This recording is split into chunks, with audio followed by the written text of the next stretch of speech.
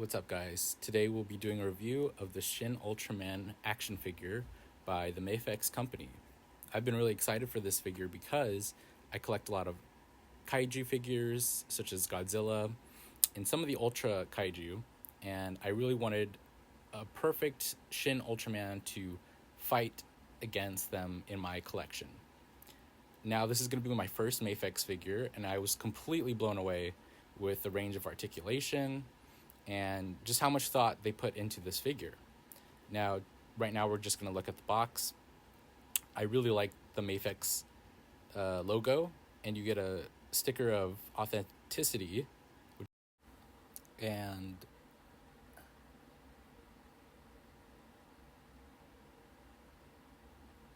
now we're just taking a look at the other side of the box. Just your standard, PNG of Ultraman standing up straight, which I like. And then on the back, you get a lot of cool poses. Well, not a lot, but a few cool poses showing the range of articulation and how the paint looks. I also like this art of him shooting his laser, specium ray. And now we're going to open up the figure. And again, I've been super excited for this one. I looked at the SH Figure Arts and I didn't like it as much. So this is a genuine product, which I like that they included this. A lot of bootlegs. MAFEX gets a lot of bootlegs on AliExpress. And here is... It was such a struggle to get it out, but here's the figure in all its glory.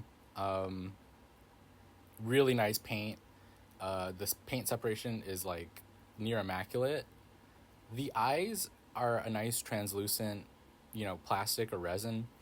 I know on the figure arts they are a bit more like compound eyes, which kind of resembles how he looks in the movie, but I think these are fine.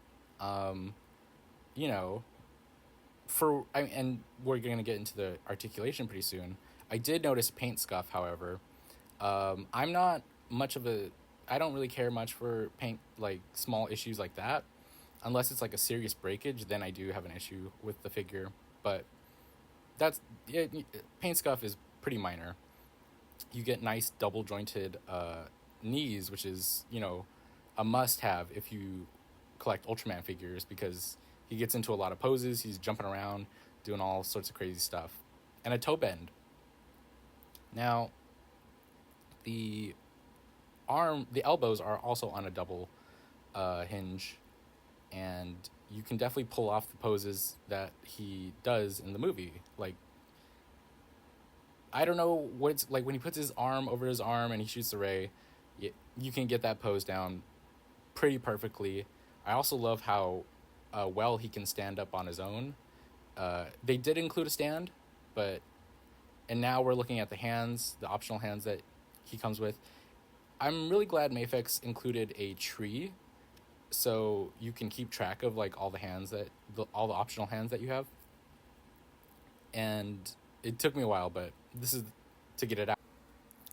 And now we're going to look at some custom effect parts sculpted by my friend Kamen Rider Silver, who I'll tag in the description below. And I resin printed these on my Elegoo Mars, and I just painted them with blue alcohol ink and coated with a gloss coat to make it look transparent. Unfortunately, I had to learn this the hard way, but he does not come with any grabbing hands. So yeah, he doesn't come with any grabby hands, but now we're going to get into the articulation. You can look up pretty far because there's a double barbell joint system. Double barbell joint system, try saying that 5 times, in the neck. And so he can look up pretty far, and he can also look down pretty far. Now I'm just testing the butterfly joint in the shoulder, which is really nice. Again, I'm not sure if the SH Figure Arts also has that, but this one also does come with a nice bicep swivel. I don't think the Figure Arts has that one, actually. I think they both have butterfly joints. And again, the double elbow joint, and yeah, you can get a nice wrist movement too. So yeah, I really like the articulation. Again, he can look down pretty far. Here I am just messing around with getting him to stand. He can like arch his back pretty far, which is nice. And now in the legs do differ from the figure arts because the figure arts are, I believe, they have a separate thigh piece. So instead of being one part for the thigh, it's like two different pieces. I didn't really like the look of it. The figure arts is also shorter than the MAFEX, so you know, I prefer my Ultraman to look a little bit more tall, and he's got a crazy ankle pivot, which is again much appreciated. And again, here's that toe bend. Really love a good toe bend, honestly. I got the order messed up with the videos, but this is the accessories that it comes with.